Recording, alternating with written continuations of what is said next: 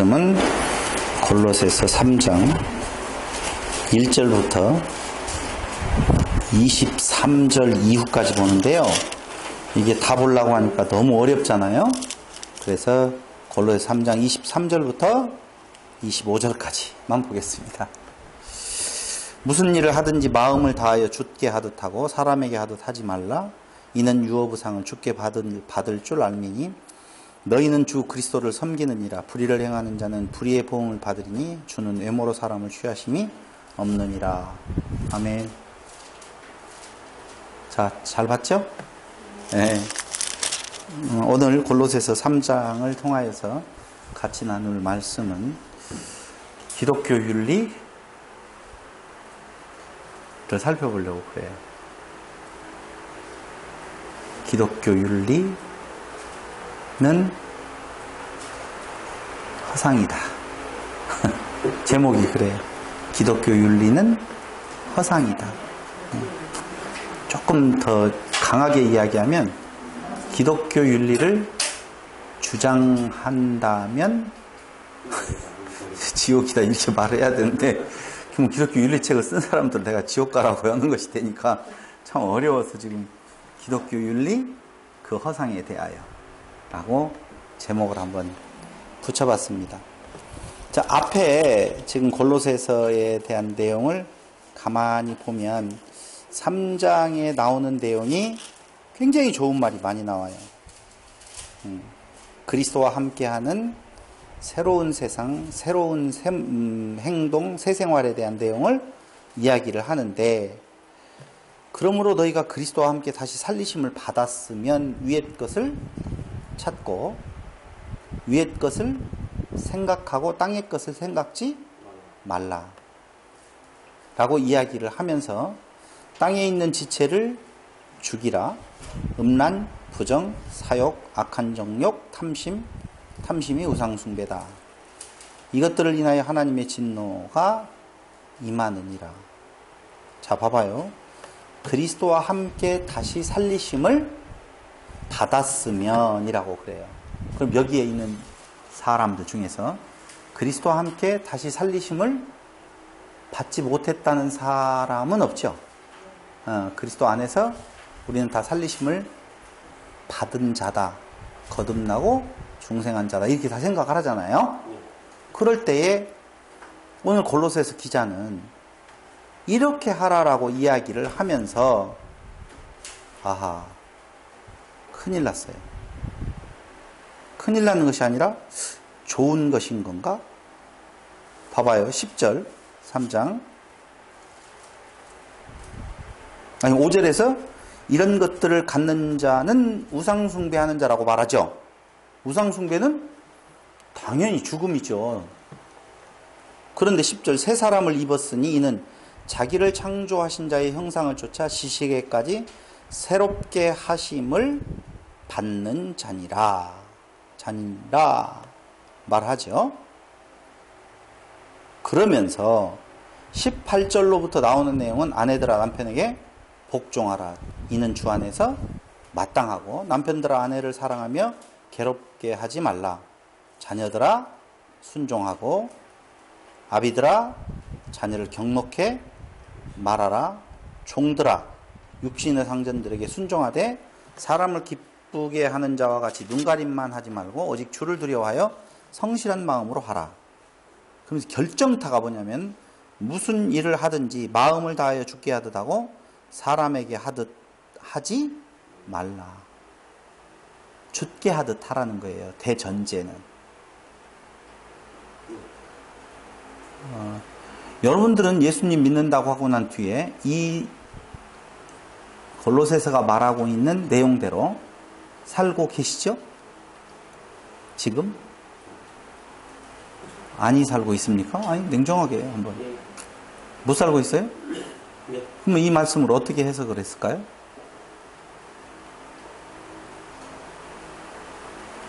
이렇게 골로새서 구약의 율법은 할 수 없는 법이라고 우리가 머릿속에 들어와 있어요.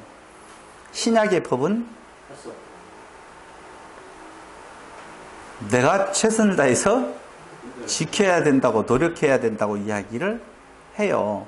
그러면서 거기에 붙이는 이야기가 바로 무엇인 건가? 할 수 있는가? 없다. 어떻게 하는 것이 죽게 하듯 하는 것인가? 앞에 이미 나와 있지만 대전제를 놓고 본다면 할 수 없어요?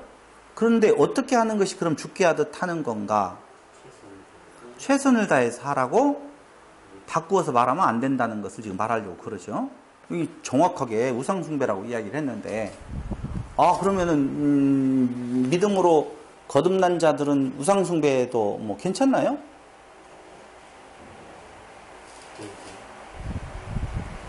갈라디아서 5장 19절.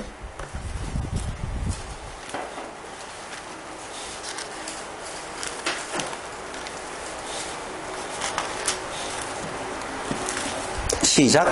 육체의 일은 현저하니 곧 음행과 더러운 것과 또 토색과 호색과 우상숭배와 술수와 원수를 맺는 것과 분쟁과 시기와 분냉과 당짓는 것과 불리함과 이단과 투기와 술취함과 방탕함과 또 그와 같은 것들이라 전에 너희에게 경계한 것 같이 경계하노니 이런 일을 하는 자들은 하나님의 나라를 유업으로 받지 못할 것이요 라고 되어 있어. 근데 지금 앞에 이야기했던 그 더러움에 대한 내용, 시기, 분냄, 당짓는 것, 불리함, 투기, 술 취함은 없겠죠. 방탕함. 자, 나는 지금 갈라디아서가 말하고 있는 내용에서 벗어났다, 벗어나지 않았다? 이런 자는 뭐라고 말한다? 하나님의 나라를 유업으로 받지 못할 것이라고 하는 그 말씀에 위배되었어요? 아니면 잘 지켜서 그런 것들을 하지 않았어요? 하고 있었어요? 네. 저를 봤어요. 거기 보지 말고 저하고 이야기를 눈으로 대화를 해야 돼요. 오늘은 여러분들의 속마음을 드러내 놔야 되죠.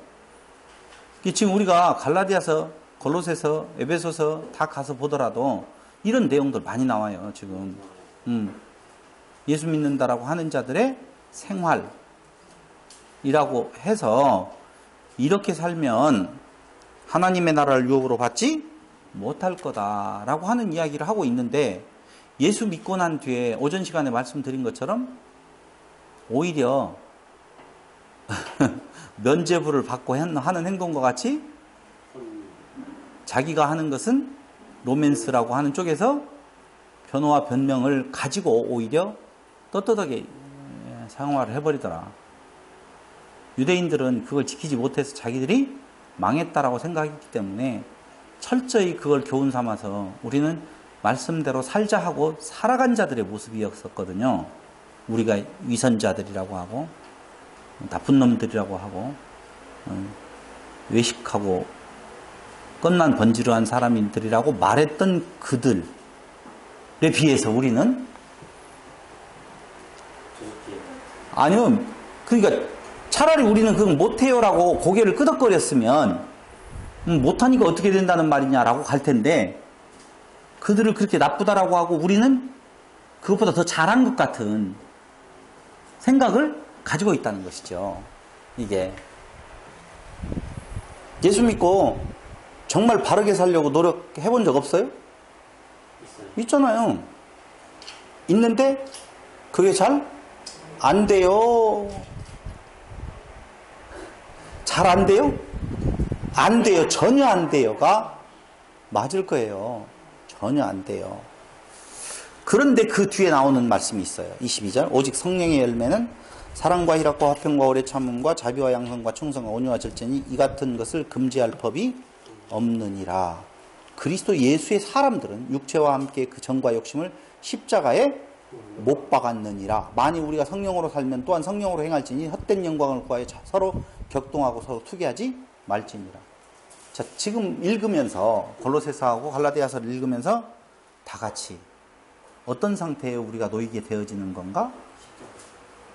멘붕, 멘탈 붕괴. 이건 완전히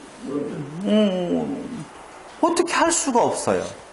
근데 우리는 이런 말씀들이 우리에게 계속 들려졌고 봐왔고 그랬는데도 불구하고 우리는 하나님의 나라를 유업으로 받지 못할 것이다 라고 하는 그 말씀에 대해서 전혀 충격받지 않고 잘 살아가고 있다는 것이죠. 그게 이스라엘에게 신명기에서 나오고 있는 너희가 복을 받을 것이다 라고 하는 말씀에만 치우쳐 있는, 신명기의 말씀에 율법을 지켜 행하면 너희에게 복이 있을 것이다 라고 하는 메시지를 그것 보고 가요. 근데 그렇지 않아야 하면 너희는 다 죽는다라고 하는 말씀이 그 뒤에 나와요, 안 나와요? 나온단 말이에요, 신명기서에. 모르는 체 하지 마요. 아는 체 좀 해줘봐요. 아, 그래서요? 이 신명기에 보면은 복과 저주가 이미 선포되어 있는데 복에다만 관심을 써요. 저주의 말씀은 신경 안 쓴다니까요. 이유는 왜 그래요? 택자라고 생각을 하니까. 그럼 우리하고 상관없다고 생각하니까. 그럼 상관없다고 생각해서 복에다만 신경을 쓸 때 그들은 결국은 다 망했다는 거죠. 무엇대로? 저주의 말씀대로. 그럼 오늘 지금 우리 앞에 들려졌던 이야기는 하나님의 나라를 유업으로 받지 못한다.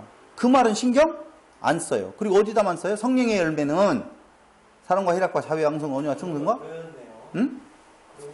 그러니까 부정적인 어떤 의미들이 다 내 일이 아니야라고. 나하고는 상관없이 거듭나고 중생된 자는 닮아가는, 구약은 더 그랬고요. 점진적으로 행하는, 그래도 상관없는. 근데 여기는 분명히 하나님의 나라를 유업으로 받지 못한다고 찍어버리거든요. 어차피 성화시켜 될 거라 생각을. 성화가 어떻게? 점진적으로 되어져서 우리는 마지막까지는 못하지만 누가? 주께서 우리를 완전히 성화시켜서 데려간다. 이렇게 생각을 하잖아요. 그죠? 그게 지금 은혜가? 아니거든요. 그게 참 고민이 많이 됐죠. 저도. 물론. 저는 뭐 특별한 사람이라고 뭐 깨달음이 있어가지고 아무 문제 없어 이런 것 아니거든요. 도저히 예수 믿는다라고 이야기하면서 그 뒤에 삶을 들여다보면 교묘하게 속이죠. 예수 믿기 전에는 노골적으로 거짓이 있었다면 예수 믿고 난 뒤에는 포장을 좀 해가지고 안 그런 척 했더래요 이렇게 이제. 그거 대표적인 게 뭐예요? 나는 보통 인간입니다. 나도 화장실 갑니다. 나도 너희들을 보고 음욕이 생긴다. 나도 진짜 나쁜 놈입니다. 나도 이렇게 욕심 많게 어쩔 땐 때로는 연보 봉투에다가 내가 손을 댈 수도 있습니다. 정말 댄 적도 있습니다. 저는 안 됐어요. 청년회비를 가지고 손을 댄 적은 있어도 제가 연보를 받았는데 그걸 이렇게 해가지고 뒤에다 넣은 적은 없었어요. 그런가요? 청년회비를 냈는데 하도 그때 그 성인 오락실 거기에 빠져가지고 그 돈 갖다가 그 돈통에다는 넣었어도 연보던데 그것도 연보구나. 가만히 보면 그렇게 이야기를 하면 오히려 더 순수한 사람으로 보이잖아요. 성도들의 입장에서는 순수하게 보여요. 그게 솔직하게 이야기하면 더 사악한 것이죠. 그러니까 예수를 믿고 난 뒤에 솔직하게 말해서라고 하는 포장된 모습으로 사람들 앞에 서는 경우가 굉장히 많았죠. 근데 우리는 대충 넘어가요. 아까 이야기했던 하나님의 나라를 유업으로 받지 못한다. 여기는 놓아둬요. 16절에서 21절까지 놓아두고 오직 성령의 열매는 이라고 하는 쪽으로 넘어가거든요. 좋아요. 성령의 열매로 넘어왔어요. 그럼 성령의 열매는 뭐예요? 사랑과 희락과 화평과 오래 참음과 더 못 읽었어요. 오래 참아지지도 않고요. 자비롭지도 않고요. 안에서 천불이 나고요. 미움이 생기고요. 그런 모습, 우리가 가지고 있는 온유와 절제요. 온유한 척하지 진짜 온유하지는 않지요. 절제가 되어져요. 오늘 먹고 난 뒤에 배부르다고 해놓고 아이스크림 다 먹어버리죠. 물론 그걸만 말하는 것은 아니지만 자기를 높이는 데 있어서 절제가 되어지지 않아요. 근데 이러한 법을 금지할 법이 없다. 그리스도 예수의 사람들은 육체와 함께 그전과 욕심을 십자가에 못 박았다라고 하는데 우리는 못 박아진 것 같지 않아요. 그러면 우리는 그리스도의 사람이 아니겠죠. 내용은 그렇잖아요. 욕구로 생각을 해보면. 그런데 우리는 전혀 불안하지도 않고 구원받았다라고 이야기를 하고 누구 앞에 자기의 믿음을 자랑하는 경우들이 너무너무 많다는 것이죠. 자, 우리가 잘 알고 있는 요한복음 5장 39절, 안 찾아도 돼요. 너무 잘 알고 있으니까. 5장 39절에 다 같이 시작. 너희가 영생을 얻을까 하고 성경을 상고하는데 그 성경이 나에 대해서 증거한다. 오케이? 성경이 나에 대해서 증거한다고 나오고 있어요. 자, 그럼 아니 괜찮아. 여기 있어요. 너희가 성경에서 무엇을? 영생을 얻을까 하고 성경을 상고한다는 거예요. 영생 얻는 것에 관심이 있는 것은 인간의 관심이죠. 그죠? 근데 그 성경은 내게 대하여, 예수에 대하여 증거한다고 그렇게 이야기를 하고 있어요. 그러니까 성경을 기록해 하신 하나님의 관심은 그의 아들, 그가 보내신 자 예수를 아는 것, 믿는 것에 관심이 있어요. 이게 누구의 관심이에요? 하나님의 관심이에요.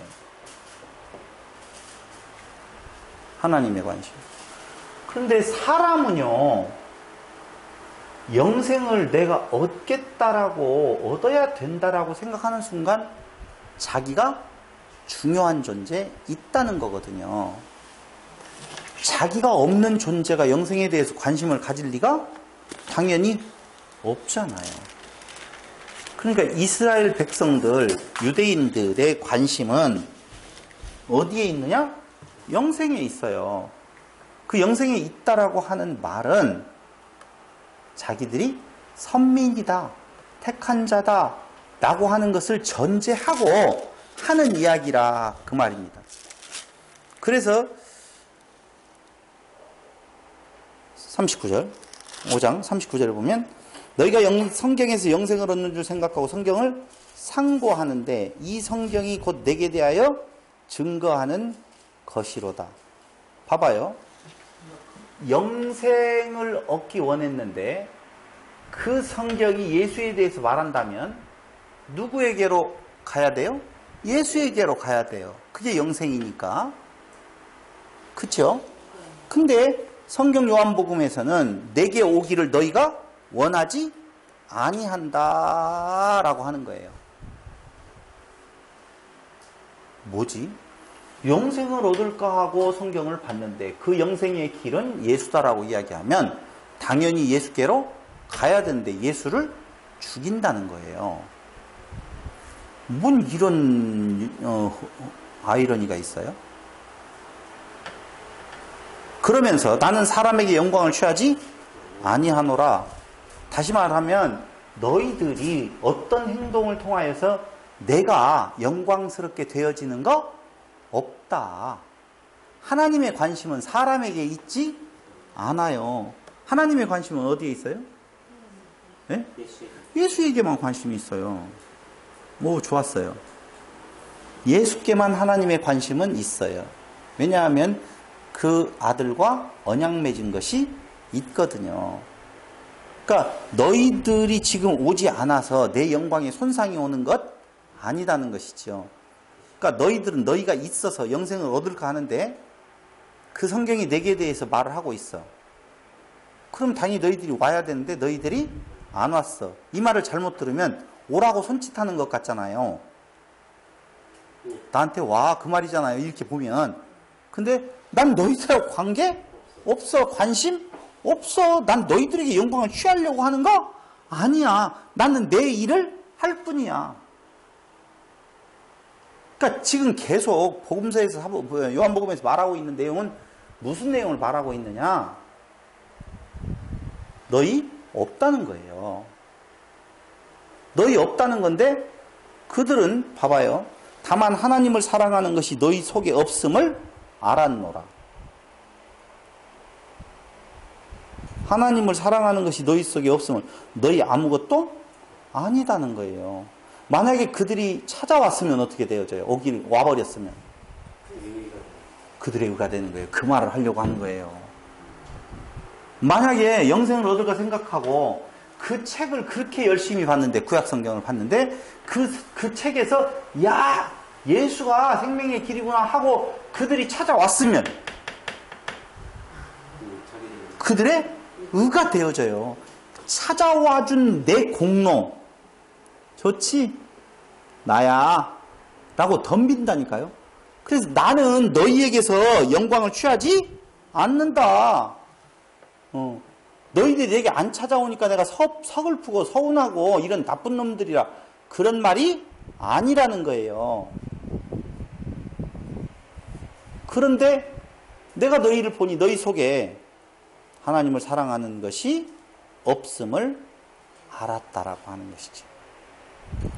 나는 내 아버지의 이름으로 왔음에 너희가 영접지 아니하나 만일 다른 사람이 자기 이름으로 오면 영접하리라. 왜 그럴까요? 하나님의 이름으로 오신 예수 앞에 그들이 오지 않아요. 너희 속에는 하나님을 사랑하는 것이 없다는 것을 내가 알았어요. 그런데 너희가 하나님 앞에서 하나님께로부터 하나님의 이름으로 왔는데 나는 거절하고, 오히려 누구는 다른 사람이 자기 이름으로 오면 영접한다. 왜? 사람 보기에 좋아 보인다. 그렇구나. 그 44절이 바로 말해요. 너희가 서로 영광을 취하고, 그거예요. 서로 영광을 취하려고. 예수 앞에 오면 자기는 사라져버리거든요. 이게 기독교인들의 모습 아니에요, 솔직히? 나를 없어지는 것이 아니라 믿음이라는 이름 아래서 더욱더 믿음 좋다라고 하는 자기 이름이 나잖아요. 그래서 예수님 외에 없다라고 전하는 것을 싫어한다니까요. 열심히 너의 믿음을 보여줘봐, 행동으로. 라고 하는 그 다른 이름으로 오는, 너 없음을 전하는 것이 아니라 너 있음을 전하는 자들은 서로 용납하고 서로 격려하고 서로 더 영접한다, 이렇게 나오는 것이죠. 너희가 서로 영광을 취하고 유일하신 하나님께로부터 오는 영광은 구하지 아니하니 어찌 나를 믿을 수 있느냐. 영원하신 아버지께로부터 오는 영광은, 그게 뭐예요? 십자가예요. 십자가를 구한다는 말은 죄인입니다, 그 말이에요. 근데 사람들은 죄인으로 서기를 싫어한다니까. 죽기보다도 싫어해요. 어쨌든. 그러니 당연히 믿을 수 없는 거예요. 그런데 나는 믿었다고요? 아니에요. 없어요. 믿는 자들. 하나도 없어요. 의인은 없나니? 하나도 없어요. 세상 처음부터 끝날까지 의인은 없나니? 하나도 없어요. 믿고 난 뒤에 의인으로 된다고요? 아니라니까요. 그 계획은 하나님 안에 있는 것이지 겉으로 드러난 자기가 의인이 될 수 없다는 것을 아셔야 돼요. 근데 재미난 논리는요, 바울은 자기 스스로가 늘상 경성하여 있었음에도 불구하고 그리스도와 맺은 사랑의 끈이 끊어지지 않을 것을 고백하게 되어지죠. 그 고백은 무슨 고백인 줄 알아요?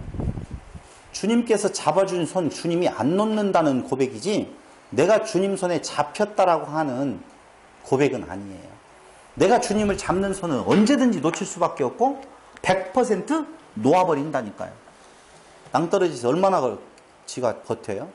절대 버틸 수가 없다는 거예요. 그래서 위험이냐 적신이냐 칼이라 어떤 것으로도 그리스도와 맺은 우리 사이를 끊을 수가 없다는 말은 주께서 잡아주시는 걸 누구든지 무효로 돌릴 수 없다는 선포예요. 근데 우리는요, 내가 그리스도와 맺어지는 데에 있어서 나의 믿음이라고 하는 것을 더해주고, 그 믿음은 그리스도 안에서 절대 나를 끊을 수 없는 아주 튼튼한 동아줄이 되는 걸로 착각한다니까요. 네. 그러면서 45절에 보니까 내가 너희를 아버지께 고소할까 생각지 말라. 그럼 왜? 내가 고소할 것도 없어요. 그럼 뭐가 고소하느냐? 너희를 고소하는 이가 있으니 곧 너희의 바라는 자 모세니라 라고 하는 거예요. 왜 모세가 고소하는 줄 아세요? 모세의 말씀을 믿지 않았다라는 말이에요. 뭔 소리냐? 모세를 통하여서 주었던 그 법, 그걸 얼마나 유대인들이 지키려고 생각했느냐 이거죠. 얼마나 지키려고 노력했느냐. 근데 모세를 믿었다면 또 나를 믿었으니 이는 그가 내게 대하여 기록하였음이라. 모세의 기록한 그 책의 내용은 예수예요. 그러니까 너희가 영생을 얻을까 생각하고 여기부터가 틀리는 거예요. 여기부터. 그게 긍정적인 말이 아니었나요? 네. 네, 영생을 생각한다는 것 자체부터가 아픔이 있는 말이에요. 그래서 성경에서 계속적으로 책망하는 내용이 뭐냐면은 어떻게 해야 영생을 얻을 수 있습니까? 라고 말하는 자들은 다 예수님이 책망을 받고 돌아가죠. 어떻게 하여야 영생을 얻을 수 있습니까? 이건 벌써 자기 존재가 존재한다는 거예요. 내가 귀하다는 것으로부터 출발하게 되어지고 자기가 의를 행할 수 있는 존재라고 전제하고 물어보는 것들이거든요. 그걸 다 부정해버려요. 예수님께서. 여기도 마찬가지예요. 너희가 영생을 얻을까 생각하고 내게 오는데 야 사실은 내가 그 영생의 길이야. 이렇게 가르쳐주는 것이 아니라니까요. 이 말이. 그러네요. 영생을 얻을까 생각하고 오는 그 너희가 바로 사망이다. 그 말이에요. 사망. 어떻게 이렇게 같이 있는데 달리 생각을 하세요? 네. 그러면서 46절에 보니까 모세를 믿었다면 또 나를 믿었으리니 이는 그가 내게 대하여 기록하였음이라. 그러나 그의 글도 믿지 아니하거든 어찌 내 말을 믿겠느냐 하시니라. 그런데 보세요. 모세를 믿었다면 나를 믿었다 라고 하는 말은 모세가 쓴 글을 말해요. 모세가 쓴 글. 그럼 모세가 쓴 글이 무엇이기에 그 글이 믿어지면 나를 믿는다라고 말하겠느냐. 모세의 쓴 글은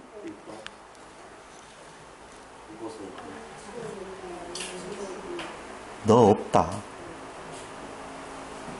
모세가 쓴 율법은 우리에게 갖다 대면 없다니까요. 그럼 없는 자가 할 수 있는 내용은 뭐예요? 불쌍히 여겨 주옵소서. 율법이 가했다는 것은 죄라고 그랬잖아요. 그럼 모세를 통해서 죄를 알게 되었으면 불쌍히 여겨 주옵소서. 그 기도라니까요. 근데 유대인들의 기도는 불쌍히 여겨 주옵소서가 아니라 이것저것을 달라는 기도였었거든요.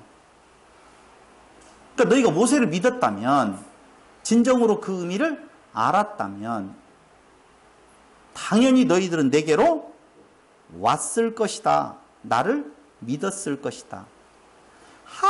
그때 유대인들이 문제구나. 우리는 알았을 텐데. 우리는 모세의 글을 읽고 벌써 우리는 죄인이라고 고백해버렸잖아. 그렇죠.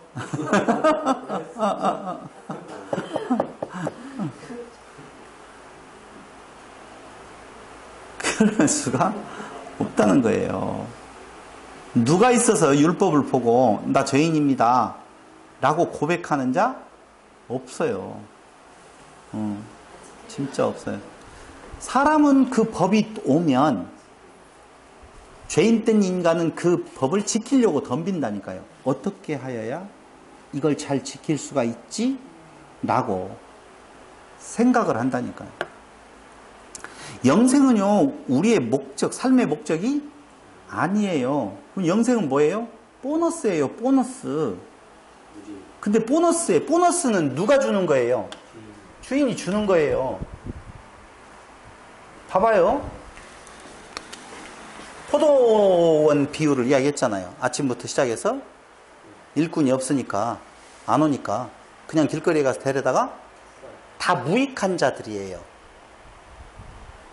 첫 시간에 온 자들도 무익한 자고, 마지막 한 시간 두고 온 자도 무익한 자예요. 똑같다는 거예요. 근데 여기 한 데나리온 주니까 여기는 더 받을 거다라고 생각한다 이거죠. 근데 하나님은, 주님은 약속대로 한 데나리온 준 거예요. 근데 그들의 마음속에는 있다라고 착각을 하게 되어지는 것이죠. 처음부터 여기서부터 한 데나리온 줬으면 뒤에 반발이 있겠어요, 없겠어요? 한 대는 약속 한 대를 줬으니까 받아고 갔을 거 아니에요. 그 다음 사람 한 데나리온 주는지 안 주는지 그걸 알 수도 없단 말이에요. 저건 얼마나 주는가 기다릴 것도 없는데, 아, 요놈부터 딱 주고 기대치를 갖게 만드네. 더 주겠다, 더 주겠다, 엄청 더 주겠다 라고 딱 갖게 만들어요. 그래고 한 대령만 딱 주네요. 그거 뭐 하는 거예요 지금? 그러니까 벌써 거기 처음에 온 사람은 자기의 있음이 싹 터버린 거예요. 싹 터버린. 똑같아요. 오늘 우리 교회에서 뭔가 열심히 일하는 자들은 자기 있음으로 나아간다니까. 연보를 많이 했어요. 더 하나 같다. 이렇게 이제 큰 교회에서 이렇게 연보를 많이 했어요. 안 하는 너보다 낫는 데가 낫다. 이렇게 생각할 수 있다니까요. 그러면서 과부의 두 랩돈을 가지고 긁어들이기 시작하는 거죠. 다 내놔라. 노. 그래서 너희가 모세를 믿었다라고 하면 또 나를 믿었으리니라고 할 때에 너희가 모세의 글을 통하여서 모세를 믿을 수 없는 존재이기에 어떻게 된다? 나도 믿지 않는다는 거예요. 그럼 우리가 믿지 않게 되어짐이 저주예요, 복이에요?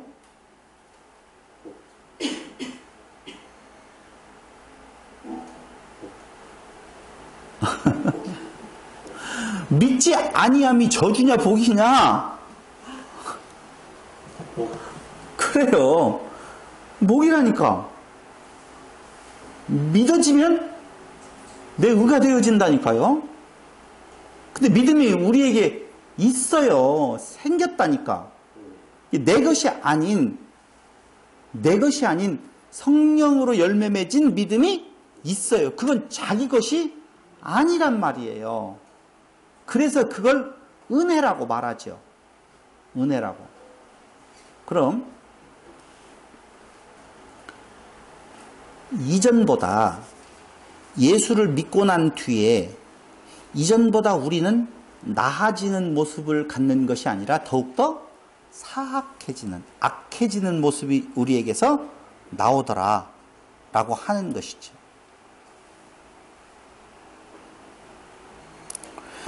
성령의 9가지 열매를 이야기를 할 때요, 사람들이 생각하는 그 앞에 저주를 받는다라고 하는 이야기는 빼버리고 성령의 열매를 말한다라고 이야기할 때 그 성령의 열매가 무엇이냐라고 하는 것을 생각해 보시지 않았죠? 무시해서 미안하지만 성령의 9가지 열매가 우리 귀에 들려지면 거의 모든 사람들은 그 9가지 열매를 맺으려고 노력해야 된다고 생각을 해요. 그건 맺을 수 있다 없다? 없다고 오늘 이야기를 했어요. 그럼 성령의 9가지 열매를 말하시는 목적은 어디에 있을까요? 응? 우리는 말하는 그곳에 분명한 답이 있어요. 성령의 9가지 열매라고 이야기했어요. 성령의 열매예요. 소유가 누구에게 있어요? 성령에게 있어요. 그런데 성령의 9가지 열매, 성령에게 있다고 말하니까 성령이 내 안에서 역사하면 그 열매를 맺을 수 있다, 이렇게 생각하죠. 구도가 그렇잖아요. 나는 할 수 없지만 성령이 내 안에 역사하시면 그 열매를 맺어갈 수 있다라고 생각을 한다 이거죠. 근데 현실을 보면 그 9가지 열매가 나타날 수가 없더라 이거예요. 안 나타나더라 이거예요. 오히려 그 반대 길로 가더라는 거지. 예수를 믿는다고 하는 내게서.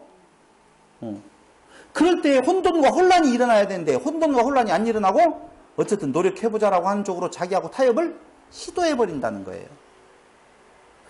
성령의 9가지 열매는 왜 주시지요? 너희한테 그게 없다라는 걸. 자, 그건 조금 더 앞서갔으니까 과정 한 번만 더 거쳐보자고요. 성령의 9가지 열매는 그게 어떤 역할에 있어서 성령이 하시는, 성령이 열매 맺는 거라고 보면 성령은 무슨 일을 하셔요? 예수 증거죠. 예수 증거. 그럼 성령의 9가지의 열매는 무슨 일을 하라고 하느냐, 무슨 열매를 맺느냐라고 하면 예수가 주되심을 증명하는 거거든요. 예수가 무엇이다? 주님이시다 라고 하는 것을 증명해내는 거예요. 들어오라고 하죠. 현우요. 현우 들어오라고. 그럼 성령의 열매는 예수의 주되심을 증명하는데, 인간은 봐봐요. 성령이 예수의 주되심을 증거하는 거라고 보면, 예수가 주님이시면, 주이시면 인간은 그 앞에서 죄인이란 말입니다. 그게 예수가 주되심을 증거하는 방법이에요. 예수의 주되심이 어떻게 증거가 되어지는 건가? 그건 인간은 그 앞에서 무엇이다? 죄인이다 라고 하는 거예요. 그러므로 본래 성령의 그 9가지 열매는 예수의 주되심을 증거해야 되는데, 인간은 그 열매를 가지고 무엇을 하느냐? 자기를 높이는 데 쓴다 그 말입니다. 그러니까 잘 들으셔야 돼요. 지금 성령의 열매 9가지를 보면 사랑과 희락과 자비와 양선과 온유와 충성과 절제다. 자, 이런 일들을 한 번도 안 해봤다라고 하는 사람 손 들어봐요. 자비로운 마음을 가진 적 있어요? 없어요? 있죠. 희락의 마음으로 가려고 노력했었어요. 양선, 충성, 그래도 내가 절제하는 마음, 이런 것들을 가끔 가다가 내게서 나타난단 말입니다. 그럴 때에 봐라, 나는 그래도 이만큼 했지 않느냐 하고 자기를 높이는 데 써버린다니까요. 써버려요. 그러니까 성령께서 우리와 함께 하시면서 성령의 열매를 맺어가게 하신다라고 할 때에 그것은 교회를 세우는 건데, 그 교회를 세우는 거, 열매를 맺는 방법이 바로 무엇냐면요, 사랑과 희락과 자비와 양선과 온유와 충성과 절제라고 하는 부분을 네가 그걸 행할 수 있다, 행해야 된다라고 말하는 것이 아니라, 너 그걸 행할 수 없지, 그걸 행해야 돼, 원칙이야. 근데 그걸 행할 수 없는 거구나. 그럴 때에 어떻게 되어져요? 죄인이로소이다. 그 고백 위에 교회가 든든히 서간다 그 말이에요. 그걸 바울에게다 딱 적용하면 나오잖아요. 성령의 열매를 성령의 역사로 맺어가는 자의 모습인데, 그 맺어가는 자의 모습이 그 겉으로 드러난 사랑과 희락과 자비와 양선과 온유와 충성과 절제로 드러나지 아니하고 죄인이로소이다 라고 고백하는 것으로 드러나잖아요.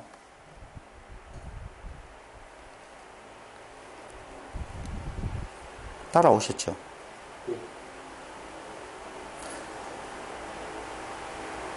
성령의 열매는요, 십자가의 사랑으로 증거되어져요. 성령께서는 십자가의 사랑만 전하거든요. 근데 그 십자가의 사랑이 도대체 무엇이며 어떻게 나타나는가? 사랑과 희락과 자비와 양선, 온유와 충성과 절제다. 이걸 내가 지켜야 된다라고 생각하면 안 돼요. 봐봐요. 하나님이 좋아하는 것이 뭐예요? 하나님은 뭘 좋아하죠? 예수님만 좋아해요. 그래서 하나님의 일은 그 보내신 자 아들을 믿는 거라고 그랬어요. 그럼 하나님이 좋아하는 것은 아들, 예수님만 좋아하는데, 아들을 좋아하면 좋아하는 자예요. 아들을 싫어하면 하나님에게는 그가 악이 되어지는 거예요. 아들을 싫어하는 것이 뭐예요? 믿지 않는 거예요. 믿지 않는다라고 하는 말은 나 죄인이 아니라는 말이거든요. 나 의인 되어질 수 있다는 말이에요. 나 사랑과 자비와 양성과 온유와 충성과 절제를 내가 시행할 수 있다고 말하는 거예요. 그게 신명기에서 말하고 있는 그 법에 대한 내용을 자기가 지켜 행할 수 있다라고 덤비는 행위. 그것이나 오늘 성령께서 그 교회에게 이렇게 행하라라고 주신 말씀을 그래 예수 믿고 난 뒤에는 노력해야지. 이스라엘도 마찬가지예요.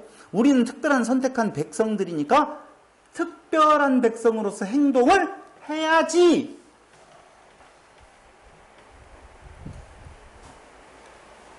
성령의 9가지 열매는요, 이 땅적인 것이 아니에요. 우리가 땅에서 말하고 있는 사랑과 희락과 자비와 양성과 온유와 충성과 절제라는 개념에 땅적인 것으로 삼아서 땅적인 행동을 하려고 노력한다라고 보면 아니에요. 그 성령의 9가지 열매는요, 이 땅적인 것이 아니기 때문에 사람에게서 나타날 수 없다니까요. 예수 믿고 이제는 우리의 행동이 더 나아졌을 것이다. 나아져 가야 된다. 나아질 것이다. 나아져야지.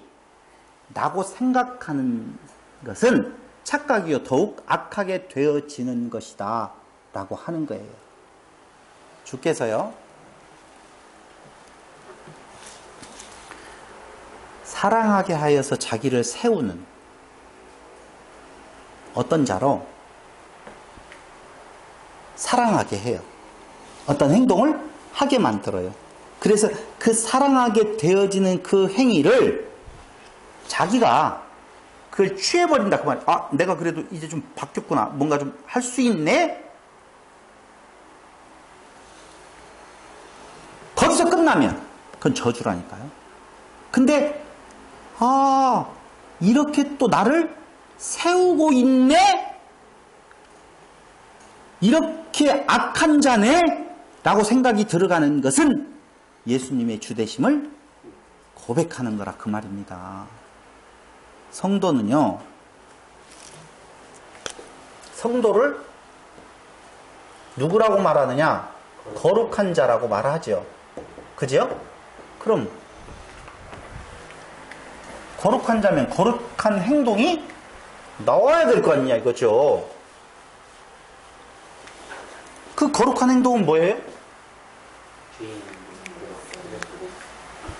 사람들은 그 거룩한 자 되었으니 거룩한 행동을 또 다시 윤리와 도덕적인 항목을 지키는 쪽으로 바로 달려가 버리는데, 잘 생각을 해보시면 거룩이라고 하는 말은 구별되었다는 말이에요. 거룩 구별되었다? 근데 그 구별이 너의 행함과 너의 행함이 달라서 그 행함을 행하는 자는 오른쪽으로, 행하지 않는 자 왼쪽으로가 아니잖아요. 그럼 무엇으로 구별되었어요? 십자가 피로. 다른 거 아니에요? 오직 그가 구별되어진 이유는 십자가로 되어졌기 때문에 윤리적으로 깨끗하다라고 말할 수 없다는 거예요.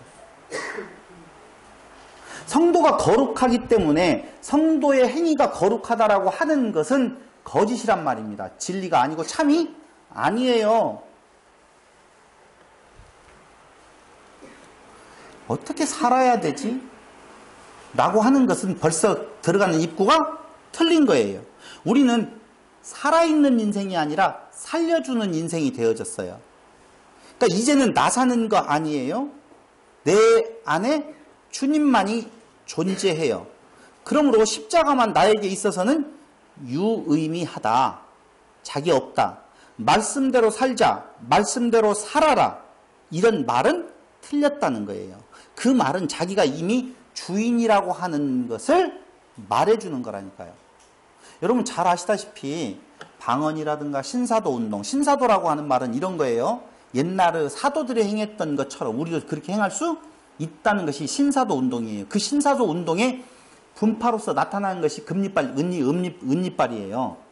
신사도 운동의 일환이 나타나는 내용이 뭐라고요? 아말감을 금리로 바꿔준다는 거예요. 왜? 그 사도들이 그 이적을 행했다라고 하면 오늘 우리도 이적을 행할 수 있다는 말이거든요. 웃기는 것이죠. 그게. 이게 내가 있어요. 신사도 운동을 한마디로 말하면 나도 사도와 같은 능력을 행할 수 있다. 자기가 살아있어요. 자기가 신의 자리에 올라가 있는 거라니까. 그런데 초대교회 성도들의 초대교회 사도들과 같이 우리에게도 그런 능력을 주었다. 그 능력을 우리가 포기해서는 안 된다. 감추어둬서는 안 된다. 신사도 운동을 일으키는 거 매력적이잖아요. 여러분들은 매력이 없어도 되겠어요. 저만 매력적으로 느끼면 정말 매력적으로 느껴진다는 거예요. 그렇다면 마가복음 1장 45절 한번 보실래요?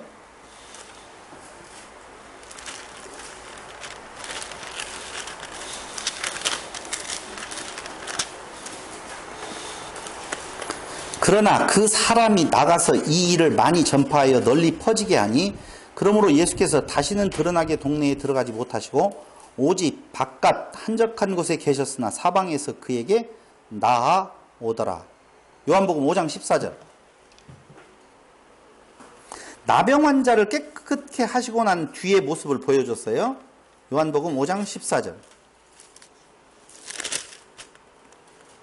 그 후에 예수께서 이 병 나은 사람에 대한 내용이 있죠. 38년 된 병자. 14절. 그 후에 예수께서 성전에서 그 사람을 만나 이르시되 보라 네가 나았으니 더 심한 것이 생기지 않게 다시는 죄를 범치 말라 하시니 다시는 죄를 범치 말라라고 이야기하셔요. 그럼 그는 예수님을 엉겹결에 만나서 병고침을 받았다라고 하는 것, 죄사함을 받았다라고 하는 거라고 보면 너는 다시는 죄를 짓지 말라. 우리의 일반적인 내용으로는요. 한 번 죄사함을 받았으면 다시 그 구원에서 떠날 수가 없는 건데 예수님은 그에게 죄를 범치 말라라고 이야기를 하고 있거든요.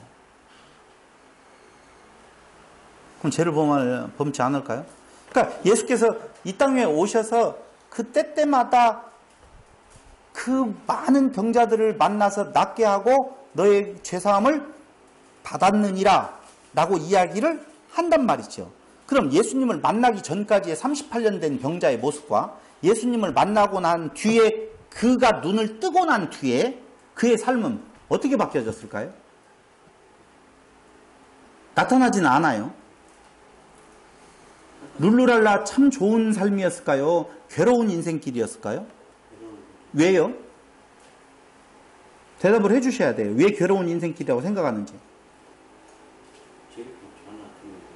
또 보니까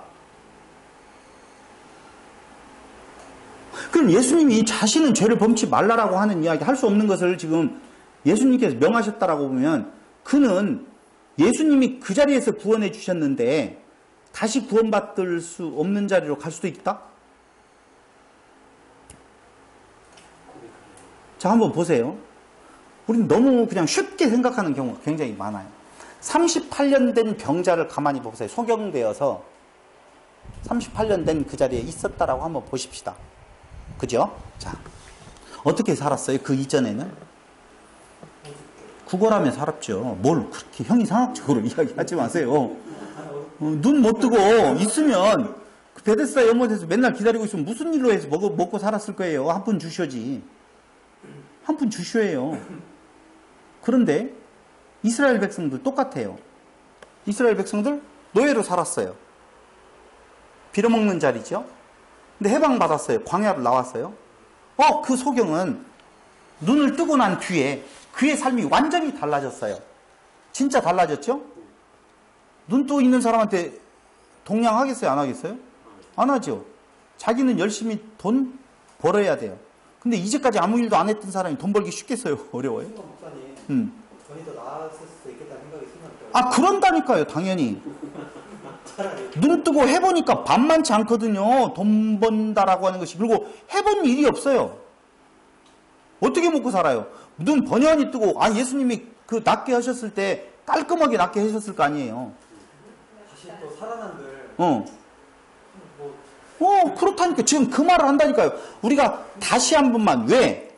우리는 예수를 믿는다라고 하고 난 뒤의 삶을 지금 살고 있잖아요.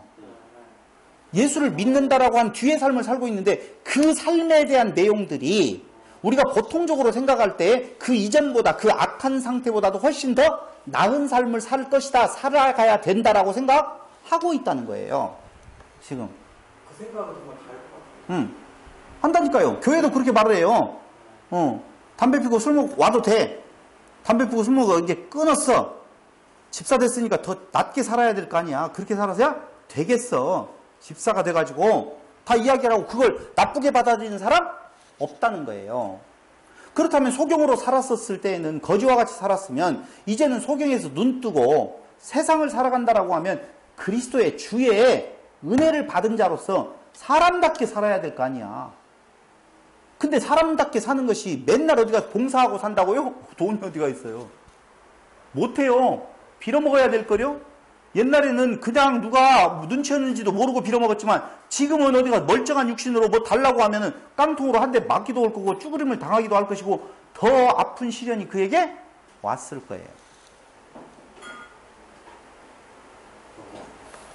예수님은 그 삶에 관심 없어요. 관심 있으면 그 뒤에 사건이 거기에 나왔을 거라 그 말이에요. 나왔을 거라. 이스라엘이 왜 예수님을 원망해요? 더 나아질 거라고 생각을 한 거예요. 애굽에서 나오면은요, 더 나아질 거라. 근데 나아지는 생활이 없이 맨날 광야의 생활이 장난 아니거든요. 원망했다가 불평했다가 원망했다가 불평했다가 원망했다가 불평했다가. 근데 그들은 참을 수 있었어요. 중간중간에 하나님의 진노를 받기는 받는데 참을 수 있었어요. 왜? 여기는 약속의 땅이 아니니까. 그럼 그 약속의 땅이 어디까지 가면? 가나안 땅에 가면 우리는 그 약속 젖과 꿀이 흐르는 땅에 가서 애굽에서 사는 거하고 비교할 수 없을 정도의 평안한 삶이 우리에게 안락한 삶이 우리에게 보장되어졌을 것이다라고 생각을 하는 거죠. 근데 가데스바네아에 정탐꾼 보내요. 이제 우리는 밥이다. 우리 밥이다. 이제 저것만 들어가면 된다라고 생각했는데 갔다 와서 10명이 전부 다 우리는 죽었다는 거거든요. 그럴 때 에이씨 조금 참고 여기까지 왔는데 뭐야 이렇게 되어졌다니까요. 바울의 삶이 마찬가지예요. 예수를 영접하고 난 뒤에 양탄자가 아니었어요. 더욱더 고단한 삶이 그 앞에 놓여 있었다라니까. 근데 우리는 성경에서 그걸 확인하고도 우리의 생각은요. 양탄자가 예수 믿고 난 뒤에 깔려질 것이라고 생각을 한다니까. 근데 그 생각과 현실은 괴리가 있다 보니까 그때 거기에서 예수님을 죽여버린다는 것이죠.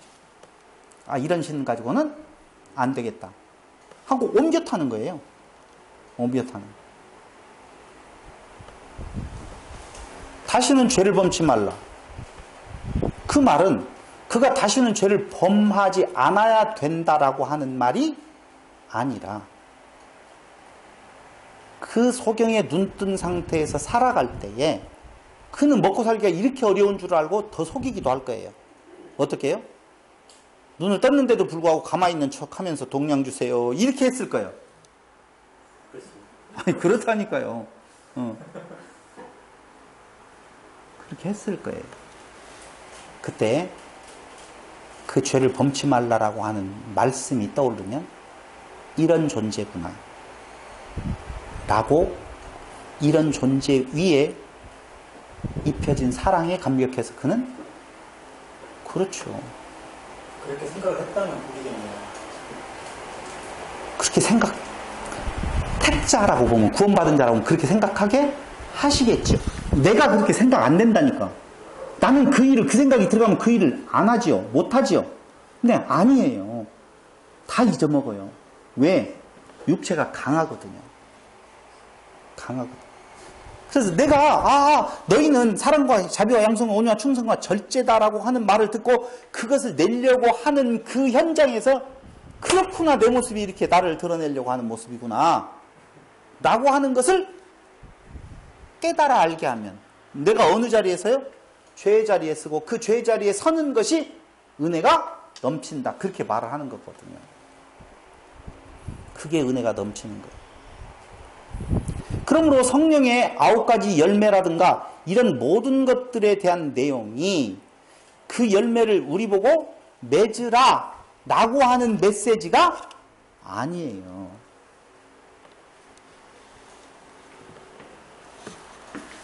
예수께서 그렇게 말씀을 선포하시잖아요. 이렇게 하라 라고 하죠. 근데 그 말씀이 어떤 의미를 가지고 있는 건가? 우리의 구원에 관심 있는 거? 아니라는 거예요.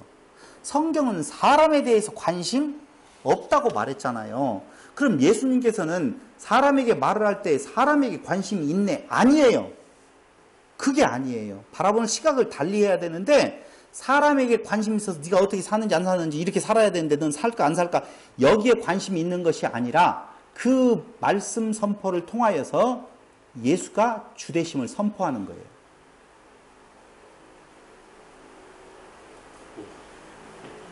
너희로 할 수가 없다. 그러니 누구만 의지 대상이에요? 주님만이 우리의 유일하신 주되심. 그러면 세상을 살면서 쉬지 말고 무엇하라? 기도하라 라고 했죠. 그럼 기도란 세상 사람들은요 모두 다 기도해요. 기독교인만 기도하는 것이 아니라 종교가 있던 없던지 간에 모든 사람들이 다 기도하고 있어요. 그 기도는 세상 사람들이 구하는 거라고 딱 정의를 내려서 무엇을 먹을까 마실까? 입을까를 구하고 있어요.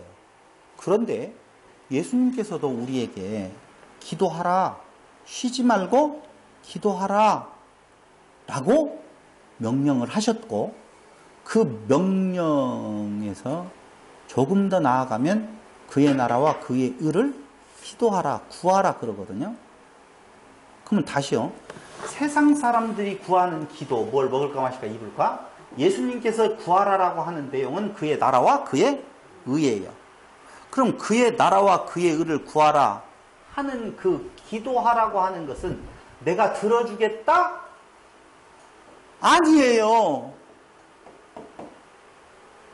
그 기도는요, 보통은 이방인의 기도는 기도하면 그 정성에 따라서 얼마만큼의 돌아오는 것이 있다는 건데 예수님의 말씀하시는 쉬지 말고 기도하라고 하는 말은 무엇을 먹을까 입을까가 아닌 기도는 세상 사람들이 구하는 그 기도하고는 전혀 그 궤도를 달리하고 있고 그 기도조차도 들어주겠다라고 하는 말이 아니라 그 기도를 통해서 주의 하시는 일을 보아라 그 말이에요. 그의 나라와 그의 의를 구한다는 말은 그의 하시는 일을 보는 거예요.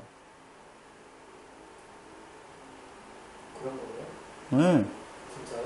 진짜요. 그럼 그게 뭐예요? 기도 중에 주의 하시는 일을 본다는 것이 그의 나라와 그의 의를 구하는 그리스도만 보이게 되어지고 그리스도의 피 묻은 십자가가 우리에게 오게 되어지고 그분이 우리의 주님이신구나. 주의 하시는 일은 뭐예요? 주의 하시는 일은 뭐예요? 예수님의 하시는 일은 뭐예요? 나는 아버지의 일만 한다고 그러잖아요. 아버지의 일은 뭐예요? 부활은 그거 나오지도 않아요. 그의 아들을 믿는 거라고 그랬어요. 그러니까 아버지가 일하시니 나도 일한다. 그때 나의 일은 아버지의 일이라고 그랬잖아요. 아버지의 일은 예수 증거라고 보면 아들도 무슨 일을 하고 있는 거예요? 예수 증거하는 거예요.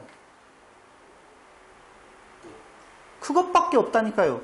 그러니까 예수를 증거한다는 말이 다른 말 아니라니까요. 너 죄인 예수만이 우리의 구원자. 너 죄인 예수만이 우리의 주되신 그리스도. 그 내용이에요. 그러니 기도, 그의 나라와 그의 뜻을 구했더니 보이는 것은 무엇밖에 없어요? 예수님밖에 없어요. 예수님의 피 묻은 십자가밖에는 없어요.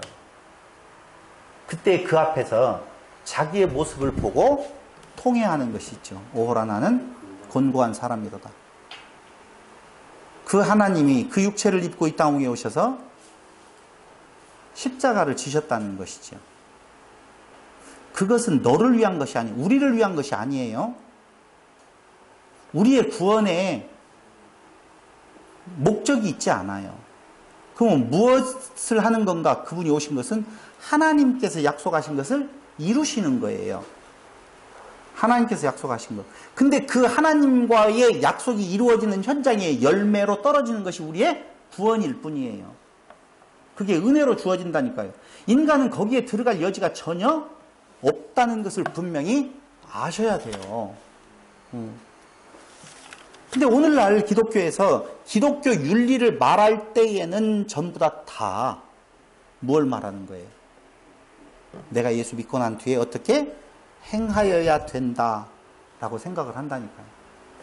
아브라함이라고 하는 아브람에서 아브라함으로 바뀌는 과정이 있잖아요. 여기에 그거 뭐가 되어져요? 이삭이지요. 이삭이 나온다 그 말입니다. 그럼 이삭을 바치기 전까지 아브라함과 이삭을 바친 후에 아브라함의 삶이 극명하게 다르겠죠?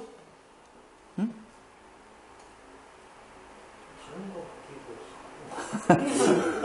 왜 자꾸 넘어오려고 그래요?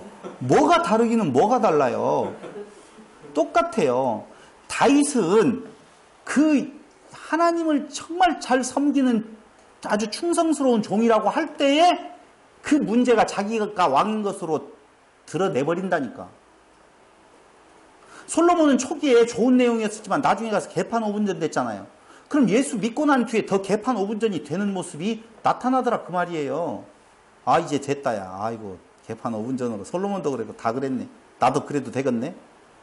그때 잠깐 그 어떤 보여주는 몇 가지의 행동이 윤리도 크게 보였던 그래 다인 걸로 보여지죠. 그건 확산되어지고 나머지 것은 축소되어져 버리고 그것만이 전생인 줄 알아.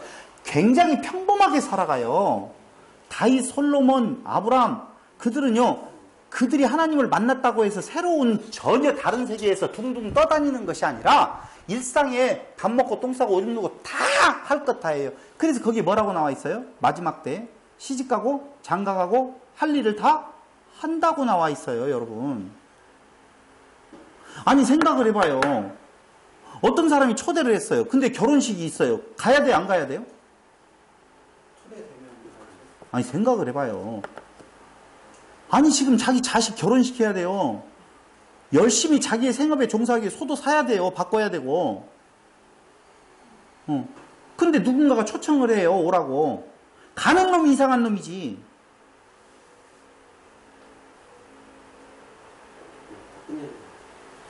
안 그래요? 내가 바쁘면 못 간다는 얘기인가요? 아니 열심히 정말 자기 일에 충실하게 살아가잖아요. 누가 충실해요? 장가 가려고 하는데 지금 각시하고 지금 애인하고 이렇게 하고 며칠날 장가 갑시다. 근데 누가 초청을 해요.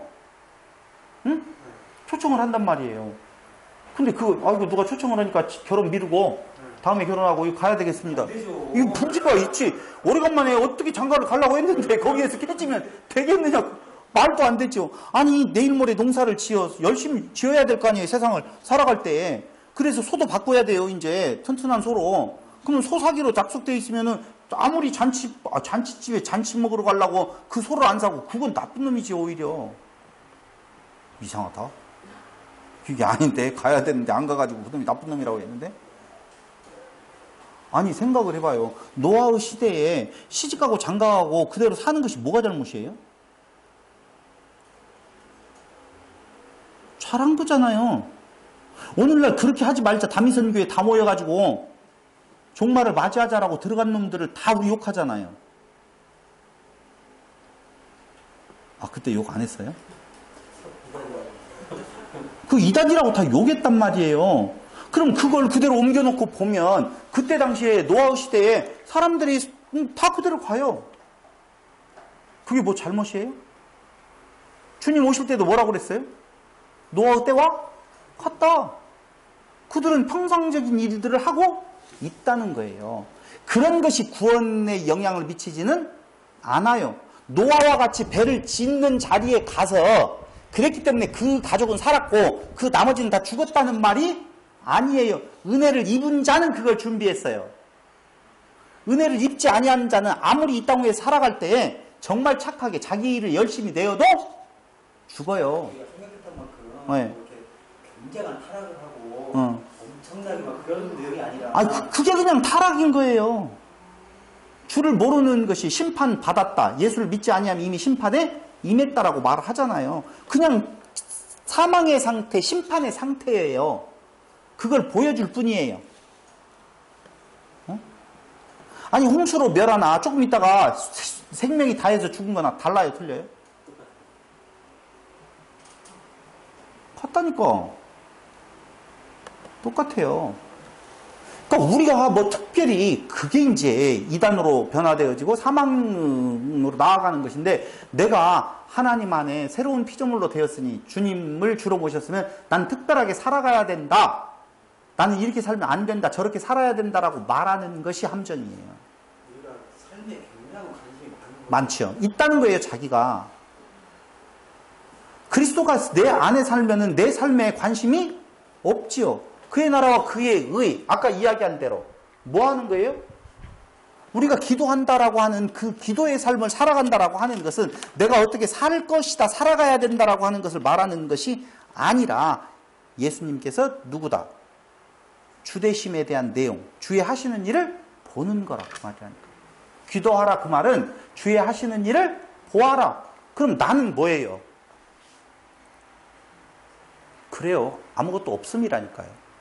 그러니까 나 사는 거 아니라 주 내 안에 산다라고 했으면 나 없어요. 근데 나의 행함을 뭐라고 말해? 기독교 윤리라고 말한다 그 말이죠. 기독교 윤리라고 말할 때 나는 죄인입니다라고 고백하는 것이 아니라 이렇게 살아라 저렇게 살아야 된다고 말하는 자기의 의를 드러내는 것이다. 그러므로 기독교 윤리를 말한다라고 하는 것은 사망이에요, 사망. 그런 의미에서. 택자에게 믿음 안에서 살자. 믿음 안에서 산다는 것이 뭐예요? 죄를 아는 것이 은혜다는 거예요. 믿음 안에서 살자 하고 이렇게 행해야 된다라고 저렇게 행해야 된다라고 조항 만드는 순간 벌써 자기 자리 딱 차지하고 나는 절대적인 신의 자리에 있겠다라고 하는 것이나 똑같다는 것을 알으셔야 된다라고 하는 것입니다. 봐봐요. 믿는 자는 영생을 얻었고 심판에 이르지 아니하고 사망에서 생명으로 옮긴다라고 하는 구절 있어요, 없어요? 있어요. 그럼 믿는 자는 영생을 얻었고 심판에 이르지 아니하고 사망의 생명으로 간다. 아, 내가 믿었으니까 그렇게 된다? 아니요. 그 말씀은 주님이 그 일을 그렇게 하신다는 거예요. 그래서 정확하게 말하면 주님이 믿게 하신 자라고 하는 거고, 주님이 믿게 하신 자의 입에서 나오는 고백은 어떻게 살 것인가가 아니라 나는 죄인입니다. 예수는 심판주이십니다. 그러므로 그 믿게 한 자의 영원한 생명에 대한 내용은 다름이 아니라 구원의 목적이 아니고 계시가 목적이라니까. 무엇을 계시하시는 거예요? 예수의 자비성? 아니에요. 자비성이 아니에요. 자비성이라고 하면은 모든 자를 다 살려야 되잖아요. 예수님이 하나님이 자비하신 분이다 라고 하면 모든 자를 다 살려야 되잖아요. 자비는 공평하게 시행되어져야 될 거 아니에요. 그러니까 하나님의 자비성을 말하는 것이 아니라 하나님의 주대심, 예수의 주대심을 선포하는 거예요. 주권, 주대심, 왕대심이에요. 우리는요, 자기 욕망의 표현으로서 신을 만들지요. 그 자기 욕망의 표현이다라고, 신은, 인간이 만들어 놓은 신은 자기 욕망의 표현이라고 말한 사람이 포이에르 바하거든요. 그래요. 인간은 죽지 않아요. 불사조예요. 영원히 살아있어요. 하나님은 죽을 수 있어도 인간은 안 죽는다고 생각을 하는 거예요. 그게 죄라는 거예요. 그래서 나아가 살기 위하여서 신의 이름을 빌려서 자기를 이롭게 만드는 것이 기독교 안에 꽉 들어차 있죠. 그의 음성을 들을 때가 오나니 선한 일을 행하는 자는 생명으로, 악한 일을 행하는 자는 사망으로 나온다고 나와 있죠. 그죠? 그의 음성을 들을 때가 오나니 선을 행한다, 선한 일을 해야 된다, 시킨 대로 살자, 하나님의 뜻대로 살자, 그게 악이에요. 하나님의 음성을 들을 때가 오나니, 그 들을 때가 오는 자, 선한 일을 행한다는 말은 무엇을 말하는 거예요? 예수를 믿는 거예요. 아까 선, 하나님이 좋아하시는 일, 그의 아들 예수를 알고 믿는 거라고 그랬잖아요. 그지요? 근데 그걸 내가 그렇게 이거하고 저렇게 선한 일을 행하고 악한 일을 행하는 것이 아니라 그 선한 일에 나아가게 하시는 자는 그런 의미라니까. 생명의 부활로 나오게 열매로 맺어지게 하시겠다라고 하는 약속이라니까. 그러니까 예수님께서 이 땅 위에서 이렇게 살아라 저렇게 살아라라고 하는 말씀을 하신 것은 그들로 하여금 그렇게 살으라고 조건을 제시해서 너 살아야 된다라고 말하는 것이 아니라 당신이 그걸 이루실 주 되신 그리스도라고 하는 내용을 선포하는 거라 그 말입니다. 그러니 그 주 되신 그리스도 앞에서 나는 날마다 뭐예요? 죽노라.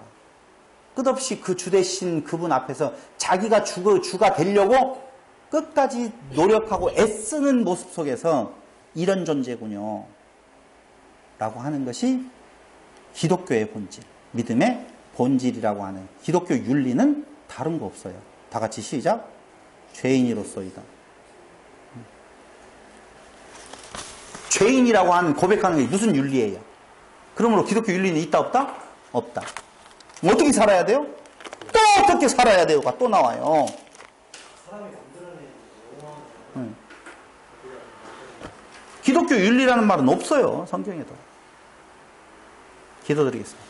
아버지 하나님, 오늘 이 시간도 우리에게 다시 한번 예수의 주되심을 깨달아 알게 하시는 은혜 진실로 감사드립니다. 그 주권적 사역이 우리에게 미치지 아니하였으면 소망 없는 자임을 고백합니다. 아버지 하나님, 아무 조건 없었을 때에 우리를 아바 아버지라 부를 수 있는 자리에 앉게 하시고 아바 아버지라 부름으로 말미암아 그 안에서 우리의 죄성이 고백되어지고 그 안에서의 참 희락이 넘치게 하심을 진실로 감사드립니다.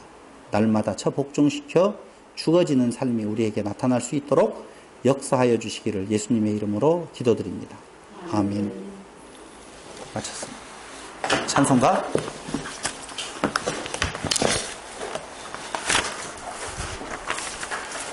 268장으로 찬양드립니다.